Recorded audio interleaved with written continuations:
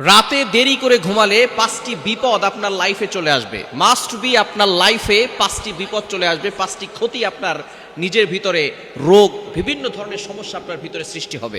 সুতরাং আমাদেরকে রাতে দেরি করে ঘুমানো যাবে না।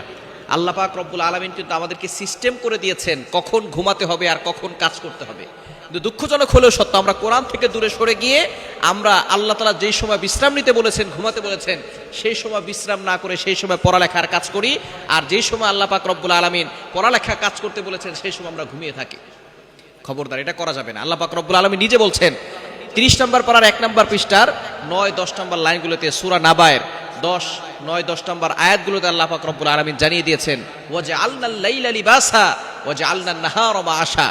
আল্লাহ পাক রব্বুল আলামিন 4-5 নম্বর লাইনগুলোতে সূরা নাবার ভিতরে 10 নম্বর আয়াত, 9 নম্বর আয়াতে জানিয়ে দিয়েছেন যে আল্লাহ তাআলা রাতটাকে করেছেন বিশ্রামের জন্য আর দিনকে করেছেন আল্লাহ পাক রব্বুল আলামিন যাতে করে সে কাজ করতে পারে। কিন্তু দুঃখজনক হলো সত্য, আমরা রাতভর কাজ করি অথবা ফোন ব্যবহার করতে করতে ক্লান্ত হয়ে পড়ি, ফজরের সময় ঘুমাই। খবরদার, এটা করবেন না। আপনি যদি দেরি করে ঘুমান, মাস্ট বি 5টি বিপদ চলে আসবে। নাম্বার 1 নম্বর হচ্ছে আপনার দৃষ্টিশক্তি কমে যাবে। অনেক সন্তান দেখবেন শহরে যারা থাকে রাত 12টা, 1টা, 2টা পর্যন্ত ফেসবুক ব্যবহার করে, দেখবেন তারা চশমা ছাড়া চোখেই দেখে না। দৃষ্টিশক্তি কমে যাবে, দৃষ্টিশক্তি। এজন্য অবশ্যই যারা দেরি করে ঘুমায়, মেডিকেল চিকিৎসা বিজ্ঞান বলছে যে অবশ্যই দেরি করে ঘুমানো যাবে না। নবী সাল্লাল্লাহু আলাইহি ওয়াসাল্লাম জানিয়ে দিয়েছেন সুন্নাহ হচ্ছে এশার নামাজের পর পর ঘুমিয়ে যাওয়া। এশার নামাজের আগে খাবার খাবে, এশার নামাজ পড়ে ঘুমিয়ে যাবে, শেষ রাতে তাড়াতাড়ি উঠবে। অনেকে আছে রাত 1টা 2টা পর্যন্ত পড়ালেখা করে, পড়ালেখা ওই সময় করবেন না। আপনি পড়ালেখা যদি করতে চান, রাতে তাড়াতাড়ি ঘুমাবেন, দেরিতে না ঘুমিয়ে তাড়াতাড়ি ঘুমাবেন, তাড়াতাড়ি উঠবেন, তাহাজ্জুদের সময় উঠবেন। ওই সময় আপনার মেধা একেবারে প্রশস্ত থাকবে এবং যেটা একবার পড়বেন সেটা মনে থাকবে। অন্যান্য সময় 100 বার পড়লে যতটা উপকার হয়, ওই সময় একবার পড়লে তার থেকে বেশি উপকার হয়। এটা অনেকে জানেই না। এজন্য দেখবেন হেফজ যে সমস্ত ছাত্ররা পড়াশোনা করে তারা কিন্তু 4টার সময়, রাত ফজরের নামাজের আরো 1 ঘন্টা 1.5 ঘন্টা আগে উঠে তারা তাহাজ্জুদ পড়ে, তারা সেই সময় সবক শোনায়। সুতরাং আমরা এই সময়টা তাড়াতাড়ি উঠে আল্লাহর ইবাদত করার চেষ্টা করব। রাতে দেরি করে ঘুমালে 1 নাম্বার হচ্ছে দৃষ্টিশক্তি কমে যাবে।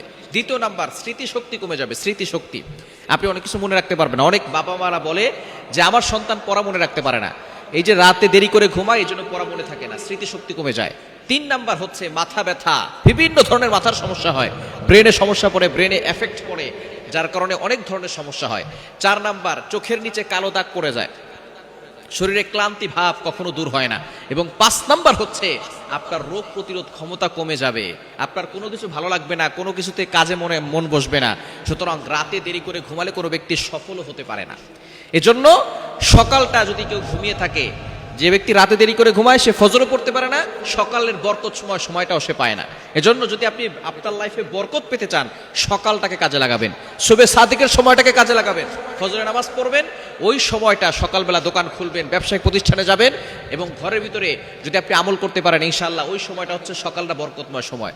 নবীজি সাল্লাল্লাহু আলাইহি সাল্লাম, বুখারী শরীফের ভিতরে হাদিস এসেছে, নবী সাল্লাল্লাহু আলাইহি ওয়াসাল্লাম এই সকালের জন্য দোয়া করেছেন, আল্লাহুম্মা বারিক লি উম্মতি ফি বুকুরিহা, আয় আল্লাহ আমার উম্মতের সকালটা বরকতময় করে দাও। আল্লাহ তাআলা সেই দোয়া কবুল করেছেন।